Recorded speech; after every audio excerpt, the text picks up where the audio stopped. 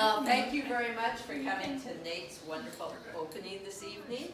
And I don't know what else to say about you, Nate, except that because of you, I got out the bison skull and the bison hide. And so I'm going to turn it over to you really quickly. And you have that? Sure. Yes, thank you, Barbie. Thanks, Megan, for all y'all do. I really appreciate y'all putting me up here. Of course. Hamatakiapi, Tayawan Chiankapi, Nathaniel Ruleaux Machiapi, Umónhon the Očhéthi Šakówiŋ, Očhéthi Šakówiŋ Tawopi Amataha. Ina Ardia Ruleaux Chiapi, Ate Dan Ruleaux Chiapi, Unchi Betty Bryant and Betty Ruleaux Uchakiapi, Kaka Ralph Bryant and Donald D. Ruleaux Uchakiapi, Mahasani KB Ruleaux Chiapi, Chingshi Luca Briggs Ruleaux Chiapi, Naha Yuhan Chante Washtea Napet Chiuzapi. So that's my kind of long. Oh my gosh. Is that better than last time? Yes. So That is so good. The last time I did that big introduction Lakota, I did it here for the first time ever in front of folks.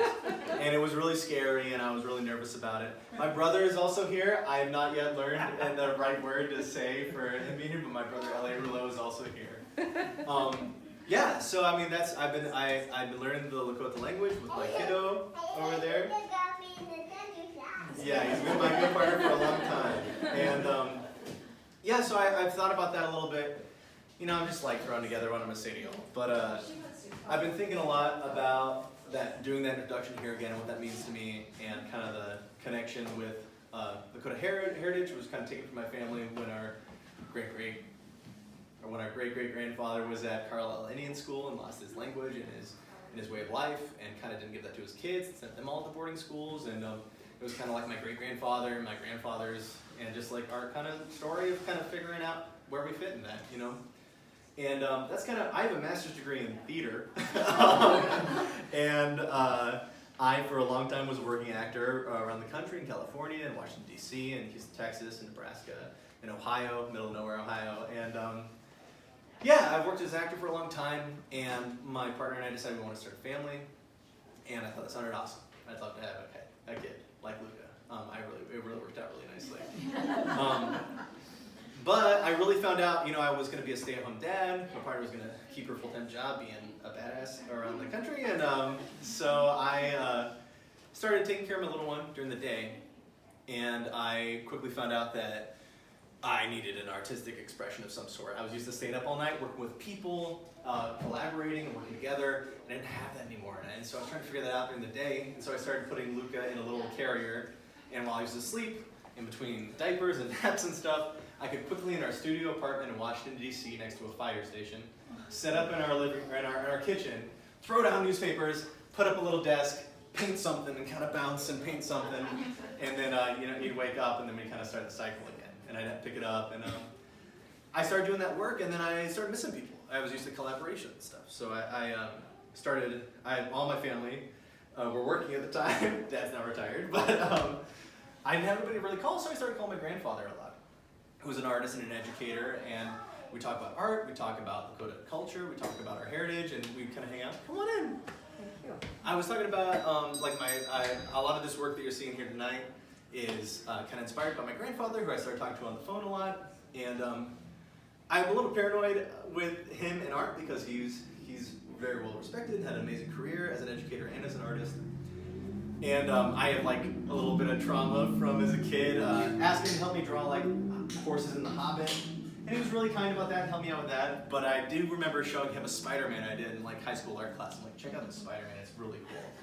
And he's like, never draw this again. And I was like, oh my, what did I do? And he's like, do you want to get sued? Only use your own stuff, only use your own material, like you have to avoid that. I still draw Spider-Man, I just never show Grandpa. But that's something that stuck with me for a long time. And I started doing a little bit more, like when I was a kid growing up, my family's always had, a lot of our different family members have always had this piece of his called a white buffalo. It was one of my like closest connections to Lakota culture. When we were living in different parts of the country, we grew up in the Panhandle, and we were kind of closer to Pine Ridge and Grandpa, and that kind of like part of our identity. But you know, we moved out here when I was in middle school, and so his art in our house was kind of my closest connection to that. And I always loved the white buffalo piece. It's this kind of traditional ledger art style almost, blue bison kind of running through, and in the white space in between, there's a white buffalo kind of hidden in there. And for a long time as a kid, I thought, stare at it, it looked like a cornucopia and like a cherry. I just didn't get it. And there's this one point in my life where I like saw it. I saw the white buffalo in the middle, and it just like made a lot of sense to me. So I started drawing buffalo, kind of like these. Earlier on, pieces like this one, bison number 2, early on, and this one down here.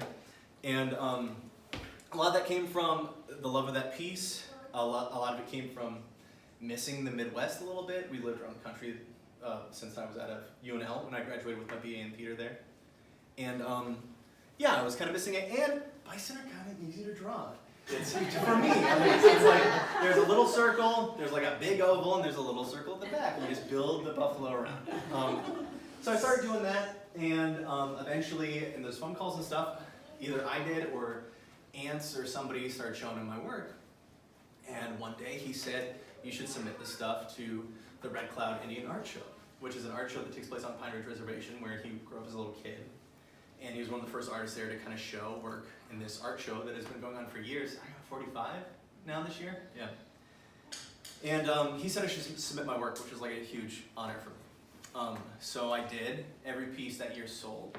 And every year since then that I've shown, I've won an award at the show. So it's been a big, like, a big important thing. And that's when I kind of decided, you know, I was already a stay-at-home dad. I was up all night in the studio waiting for Luca to wake up to go like pick him up and wash my hands, paint up my hands and stuff. So I delved into this kind of visual arts lifestyle, and we realized that our studio in DC could be the same as a house in Omaha. So partially that, and partially coming back to my like ancestral homelands, being around my like awesome family who have always supported me my entire life, no matter what I did. And so, and we needed help with babies and stuff. And so we came back and rented a little house down in Hanscom Park. I had this kind of mudroom downstairs in the basement where the ceiling's about here, so I kind of do this. There's this kind of long section, and I did most of these pieces there in that space. A lot of them with a little back door open and a mask that probably had too many. It's like Dad's old spray mask for models and stuff, so like I probably inhaled a lot of paint fumes from some of these, but I did most of this work down there. We're now in a new place and stuff, but a lot of this work to me, it's weird because it's all bison, and there's things that connect me to that, like, you know, I didn't at the outset like intend to kind of replace, like, I've talked to people about, I started doing bison number 1, and I had more and more and more. And eventually I started learning the Lakota language, so you know some of these pieces tonight are named Pethechaka number whatever. That's the Lakota word for like a herd of bison, versus like Tatanka, which you hear is like a bison bull. But in that kind of journey of stuff, you know, it eventually became, I found ways to use bison to kind of represent what was going on with COVID, what was going on in our world, kind of a lot of different struggles, pipeline issues, oil issues, personal issues, and it kind of, I see, it's weird because there's just a herd of bison in here, but it's also like kind of my experience through all of COVID and and climate change and a lot of different like really serious things that we've all been facing, a lot of death in the world, and it's weird to kind of experience that through a bunch of buffalo. But partially too, you know, I hit some number and I liked doing it so much and people seem to like the bison enough that I kind of felt this feeling of like, for every bison shot from a train as part of like the genocide of Native Americans in our country, I kind of wanted to bring another one back into existence, kind of, and that just kind of like started to happen without like most of this stuff, especially the early stuff. I was really into Hunter S. Thompson and causing shenanigans in college, so I really liked throwing ink at stuff and just seeing what was there, and I just kept seeing bison in different places. Maybe kind of the buckshot of people shooting them from trains, that kind of stuff. And not necessarily, but I just kind of would develop and stuff. So I started spraying more. I started trying different mediums. Come on in, thanks for coming. And I just started doing more and more, I guess. And yeah, I guess I don't want to talk for too much longer, Megan. But I guess like you know, I started with kind of earlier stuff where I was doing those kind of splats and then developing bison kind of around that. Doing different pointed imagery. I got really into, although he was like a notable like racist, I really enjoyed H.P. Lovecraft at the beginning of the pandemic, because this idea of things larger than life that we can't understand, that are happening to us around us, and nature kind of happening. You know, I did a lot of imagery of bison kind of crashing through cityscapes, or kind of, you know, becoming different metaphors for different things. Also, the kind of toughest piece to talk about here is this one. I did this piece in 2020. Underneath that are several different paintings that didn't work out. Some spray paints of Mapia Luta, Red Cloud, of different bison and stuff underneath this, a bunch of different takes of paintings, and I didn't know what to do with it. I kept playing with it and playing with it and playing with it. And then one day in 2020, both of my grandfathers died a couple hours apart. Both grandfathers we weren't with. It was in the middle of COVID, and it was pretty hard at that time. And this piece was kind of a little bit about like my folks. So with this kind of dead bison that they find there, you know, it's kind of like my grandfathers, and the bison are my folks, and I'm the little red dog sometimes. Sometimes to me it was me and my partner trying to explain grief and loss to our 1-year-old at the time, you know. So it really was kind of the first piece that like I still didn't like plan this out. It just kind of happened. I use when I was back in DC, my mom, who's a photographer, and would take pictures of different nature stuff that you'd find at coffee shops and little places around here. She hooked me up because there's no buffalo in Washington DC. So she would send me her photos, and then I had references for a lot of these pieces. This is a buffalo my mom took a picture of. This is a buffalo Argo took a picture of. And so I started spending a lot of time. My mom took a lot of pictures out at the safari park in Ashland, and so most of the bison that you see here today are bison from that place. I took Grandpa's advice of don't draw Spider-Man, get your own stuff, pretty literally. And during the early days of COVID, we had a very small child, didn't know what to do, and so we go to safari park like every day. And so I just take as many pictures as I could. And 99 days out of 100, they were just sitting somewhere. But every once in a while, they're doing something really cool and really beautiful and really amazing. And so these are all bison from that Ashland place, kind of put together in different ways. But I had this up at Red Cloud too, and that was like a really nice thing to kind of have up there. And since then, I just kind of kept developing. My grandpa did a lot of ceramic stuff. I hadn't really had any experience of that. KB and I, one like day of quarantining, were like, this is great. We love the Great British Bake Off. I'm like, this is a great pottery throwdown, and it sounds really cool. We should watch it. And we watched one episode. I was like, I gotta start doing ceramics. I just gotta figure it out. So I really worked out the Union for Contemporary Art in Umónhon. Awesome space, super supportive. They had a distance member co-op where you could buy your clay. They set it out the back door. You pick up your brick of clay. You go home. You make your stuff. You drop it off in a cart. A couple weeks later, they fire it for you. They put it back outside. Amazing program, especially in like the heat. This is like pre-vaccines, right? This is like early on. So all this stuff was kind of made through that program, and it meant a lot to me. And I got to kind of play around. At the same time, I've done a lot of like printing and like block printing kind of stuff, and so started playing with that with clay. I've had different ceramic sculptures that I've done, busts and heads, some busts that have been here before too, and yeah, and so I enjoyed doing that kind of work too. But I'm so grateful for y'all coming tonight and seeing this work. And I've always wanted to do, like, I have our house is just every closet's full of buffalo. I don't know what to do with them. So when the chance came for y'all to offer me a solo show here, the first thought was to have this kind of big herd, this kind of return of bison, Patechaka here. Well, and he appreciates it. Yeah, and I love the addition of the skull and the hike here. Yeah, it's really wonderful. so the skull, he's one big bison. Mm-hmm. Right, he's from the Niobrara River. He was in the stream bed up there, which is why the coloration is the way it is, because he was submerged. But he wanted to be part of Nate's show. He was Appreciate it. looking at all his relatives. Why did you name it Facing the Storm? Oh yeah, that's a great question. It's kind of a cliche, the idea of bison face the snowstorms coming in, storms coming in. And it actually came about, like, I know that's a cliche in my head, but I participate in the Memorial Walk for Zachary Bear Heels every year in Omaha. And this year, it's normally like 1,000,000 degrees and you're super hot, and you walk through it and you're kind of going through the same experience that he did before he was killed by the OPD. And this year, it stormed. It was a huge storm. And there was a moment where someone was like, should we get on a bus? I mean, like, should we do this? Is this safe? I don't know. And we just kind of collectively, there were some different folks from the Indian Center in Lincoln who I sing kind of traditional songs with. We were singing on the walk, and then we sang kind of at the talk at the end.